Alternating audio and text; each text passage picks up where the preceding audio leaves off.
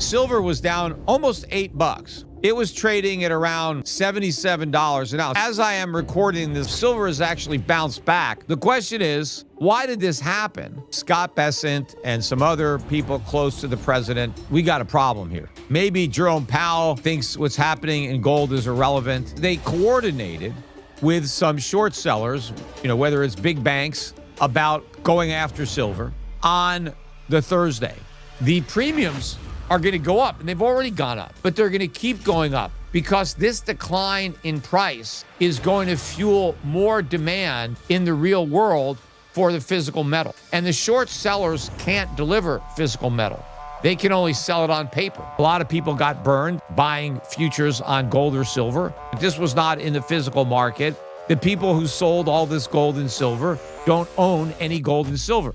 Does this change anything? No. People should be buying this dip. I lost more money on paper personally on Friday than I've ever lost on any day of my life. When I landed and I went on my phone, I saw what had happened to gold and silver on Thursday. There was about a 10-minute period where gold dropped like $300. I forget exactly how much, but it was a huge drop and an even bigger drop in silver. So both gold and silver closed way down on the day. I forget where silver closed.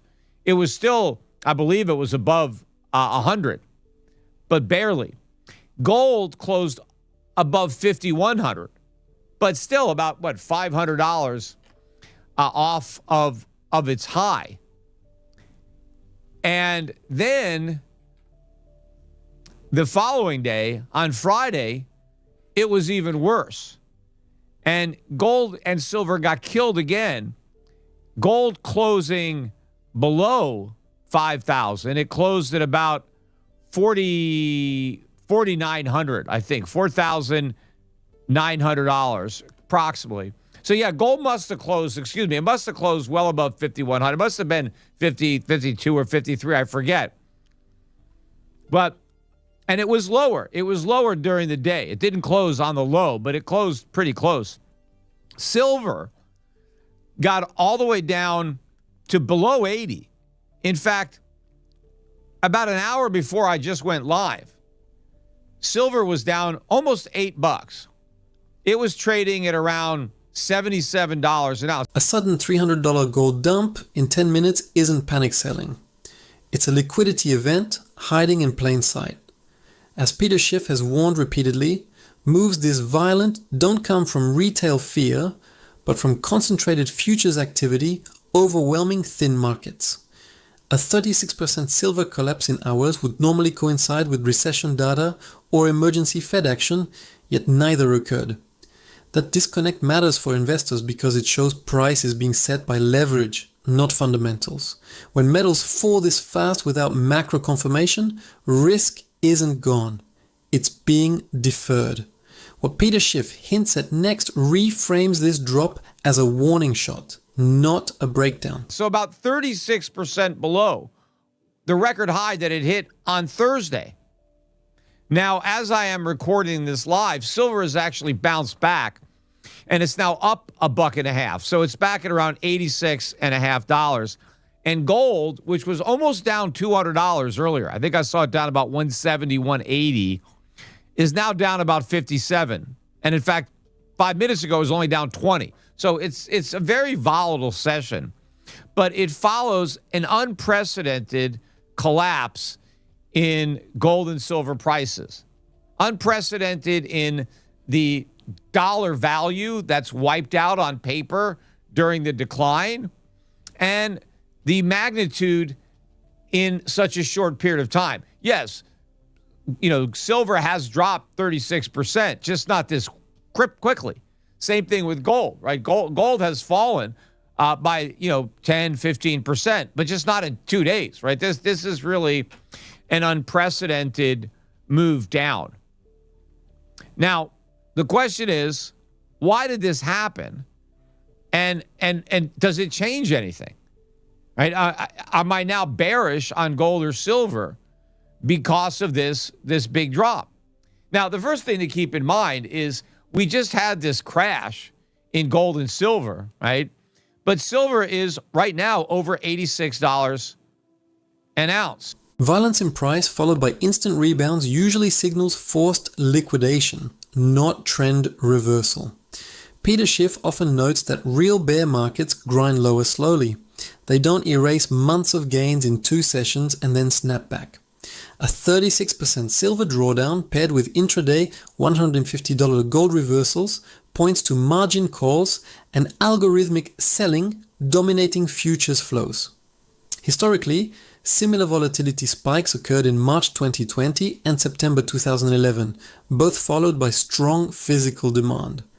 For investors, the key risk isn't being bearish. It's misreading volatility as a fundamental shift. What Peter Schiff highlights next explains why this whiplash may actually strengthen the bull case. A couple of weeks ago, that would have been an all-time record high. So yes, we've had this spectacular decline, but all it did is bring silver back to where it was a couple of weeks ago, right? It erased this, major move up, but I don't think it's done any real damage to the bull market. It may have done some damage to some speculators who were highly leveraged and maybe got in recently and now got, stopped out and lost money. Same thing with gold. Gold is still close to 5,000. It's 4,800. They ran my Tucker ran the first part of our interview last week. And when they aired it or, put it on X, gold was above 5,000. It was close to its high, maybe 5,200, 5,300. But when I recorded it, it had just hit 4,000, like 4 weeks earlier. So we're still considerably above, 20% above. In fact, even though gold was down $500 on Friday, which was the last day of the month, I think January was still the best month ever, despite losing $500 an ounce. Pullbacks feel dramatic when leverage is high, but context keeps risk in perspective. As Peter Schiff emphasizes, gold falling from $5,300 to $4,800 still leaves it up more than 20% in weeks, a move most assets don't achieve in years. January finishing as the best month ever, despite a $500 drop, shows how distorted the prior upside actually was. Speculators got flushed, not long-term holders. For everyday investors, this distinction matters because volatility punished leverage, not conviction. What Peter Schiff points to next clarifies why bull markets often scare people out before rewarding patience. And $500 an ounce is more than gold was worth when I first started buying it. Same thing with silver. Silver just lost $30 an ounce in a day. It was just a year or so ago, I was buying silver for $30 an ounce. And it lost in one day the equivalent of what its entire price was, not too long ago. Right? So it was a huge, huge move down. But in the scheme of things, and years from now, nobody's even going to notice this. It's just going to be a small blip on the chart. So the question is, does this change anything? No. In fact, people should be buying this dip. This is a great opportunity. I lost more money on paper personally on Friday than I've ever lost on any day of my life. I mean, it's not even close. It didn't even bother me that I lost all that money because a couple of weeks earlier, I didn't even have that money, right? Easy come, easy go. But as far as I'm concerned, I haven't lost anything because I'm just as confident as I was a week ago that prices are going much higher. And so it doesn't bother me that assets that I had no intention of selling went down. Losing an entire past silver price in a single day sounds catastrophic, until you zoom out. Peter Schiff's point here exposes a psychological trap. Investors anchor to recent highs instead of long-term value. A $30 silver drop erases a year of gains, yet silver remains nearly triple its pre-breakout levels.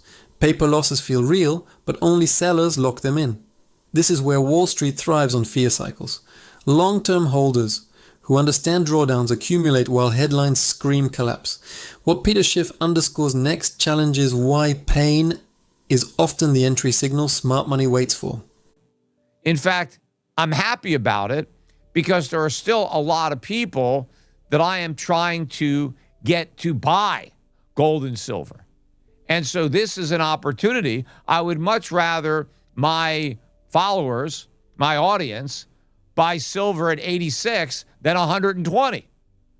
And so the fact that it's come down is great. In fact, I'm a little upset that silver bounced so quickly. I was hoping it was still below 80 when I did this update, because I wanted to encourage people to go to Schiff Gold and buy. Now, I still would buy, but yeah, I would have liked it if it was still $8-9 an ounce cheaper. That would have been great. And in fact, I checked on the Schiff Gold website, and I checked our prices, and we've got the best prices of any of the reputable, known gold and silver companies by at least $3 or $4 an ounce on silver. In fact, right now, if you go to Schiff Gold, the 1 ounce silver buffaloes, if you're only buying one, are $93.90. Now, an hour ago, we were at 88, right? That's how they've moved. It's about 10% above the spot price, which is higher than it normally is. The calm message here hides a sharper truth. Volatility isn't accidental, it's opportunity redistribution. In the first moments, Peter Schiff frames falling silver prices not as risk, but as access for late buyers, pointing to silver near 86 versus prior levels around 120. The 10% premium over spot quietly signals stress in physical supply, not weakness in demand, something paper markets never show. When retail prices jump from 88 to 93.90 in an hour, it reflects inventory pressure, not enthusiasm fading. Long-term investors should notice that real metal tightens even when charts look bearish. What Peter Schiff hints at next reframes who actually benefits from these sudden discounts. But if you go to the largest online retailers of gold and silver, you'll see they're $3 or $4 higher per ounce minimum, and that's a big savings when it comes to silver. And the same thing with gold. Gold right now, we're selling 1 ounce maple leafs right about exactly $5,000 an ounce, and gold's around $48.30. So that's a higher spread than we would normally have, but good luck trying to find somebody else selling it cheaper. But the point is, that's 10% lower than it was Thursday. So I think it's a great opportunity. Is it possible that gold goes lower and silver goes lower? Of course it's possible, but who cares? The point is to accumulate as much gold and silver as you can. And the even better buying opportunities are in the mining stocks. They got decimated. That's one of the reasons I lost so much on paper on Friday, is because I have so much gold and silver mining stocks. So I would also encourage people to be buying these stocks on Monday. Don't worry if they go any lower. And look at my gold fund, the Euro Pacific Gold Fund, EPGIX. But anyway, let me get into, what I think happened. This is where price drops reveal portfolio psychology more than fundamentals. Peter Schiff openly acknowledges paper losses while highlighting gold down roughly 10% from Thursday and mining stocks getting decimated, a pattern seen repeatedly during liquidity shocks. Historically, miners often fall 2 to 3 times the underlying metal during sharp sell-offs, even when balance sheets remain intact. That disconnect matters for investors assessing risk versus value, especially heading into earnings cycles and fund rebalancing windows. Accumulation during drawdowns sounds easy, but conviction is tested when volatility hits personal net worth. What Peter Schiff points to next challenges whether these moves were truly market-driven at all. And of course, I don't have any proof, right? I am just trying to make sense out of something that really doesn't make any sense unless you view it from the prism that I'm looking at it. So gold and silver prices had been moving up by record amounts, and the dollar had just fallen to a 4-year low, the dollar index, and this dollar had fallen to an all-time record low against the Swiss franc, and the bond market was starting to roll over. I think that Scott Bessent and some other people close to the president talked to the president and said, we got a problem here, right? Maybe Jerome Powell thinks what's happening in gold is irrelevant, but it's not. It is very relevant. And I think there was a real danger of the gold price and the silver price continuing to rise, but have that spill over in a more damaging way in the foreign exchange market and in the bond market. So I think the Trump administration realized that they needed to do something to stop this, right? They had to figure out a way to kind of derail this train, slow it down, do anything, buy some time. And so what I think they did is they coordinated with some short sellers, whether it's big banks, about, going after silver on the Thursday. When markets stop behaving, policy panic usually follows behind the scenes. Peter Schiff lays out a chain few headlines connect. A 4-year low in the dollar, an all-time low versus the Swiss franc, and bonds starting to roll over simultaneously. Historically, that trio signals confidence erosion, not routine volatility, especially ahead of sensitive Fed or election cycles. Coordinated selling becomes plausible when price discovery threatens currency stability rather than investor sentiment. For portfolios, this matters because intervention risk distorts signals investors rely on for hedging. What Peter Schiff implies next raises uncomfortable questions about how free these markets really are. Because if you look at what happened, right, the huge drop in the price of gold and silver in just a few minutes is the result of a huge sell order hitting the futures market, like randomly, like at the market. Now, if you had a lot of silver or gold that you wanted to sell, would you just dump it on the market all at once? Or would you try to slowly get out without impacting the price or impacting it as little as possible so that you could get the highest possible price for the gold and silver that you're selling? That's what would make sense. But if you just dump a huge order on the market, knocking the price down, meaning that you end up selling your gold and silver at a much lower price than you might have got had you, been more quiet about gradually selling. It's clear that the real intent of the sale was not to get a good price on what you're selling, but to drive the price of what you're selling lower. So it was an attempt to move the market down. And it worked, right? The market went down a lot. But then what the government did is Donald Trump ended up on Friday morning, sooner than was anticipated, because it was supposed to happen next week or this week. He announced his pick, Kevin Warsh, to be the new Fed chair. This is where execution timing tells you more than intent statements ever will. Peter Schiff highlights that dumping massive futures orders at once guarantees worse prices, unless the goal is impact, not profit. Data from past flash drops shows similar moves often occur during thin liquidity windows, amplifying downside within minutes. The rapid follow-up with a surprise Fed chair announcement adds a policy layer markets can't ignore, especially when credibility is fragile.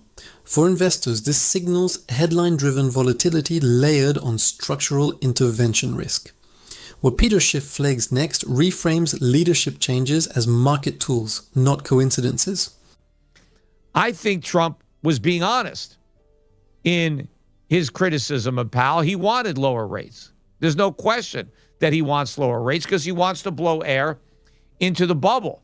The problem was, by telling the markets that that's what he wanted, we were getting a crash of the dollar relative to gold and silver that was about to spill over into the foreign exchange markets. And so he had to do something. He had to stop this alarm from sounding.